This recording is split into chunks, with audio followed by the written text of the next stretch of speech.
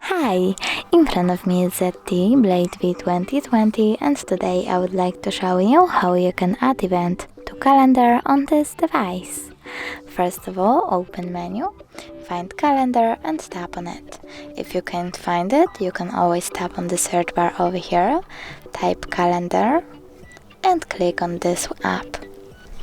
Now tap at the bottom right corner over here, choose Got It, and click on the month above. Select the date by tapping on the chosen one and click at the bottom right corner on this plus icon. Now you can select event over here and customize it however you want to. For example, you can add a title, set up notifications, minutes, hours, or even weeks before actually. You can add description, location, invite people from your contact book, and even set up an hour when event starts and ends.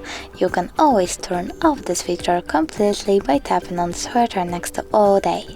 When you're done, just click save at the top right corner, and as you can see, my event was successfully created. If you wish to delete it, you can always tap on it, click on the three dots at the top right corner, select delete and confirm your choice by tapping on delete over here. Thanks so much for watching. If you enjoyed this video, don't forget to leave a like, comment and subscribe. Bye!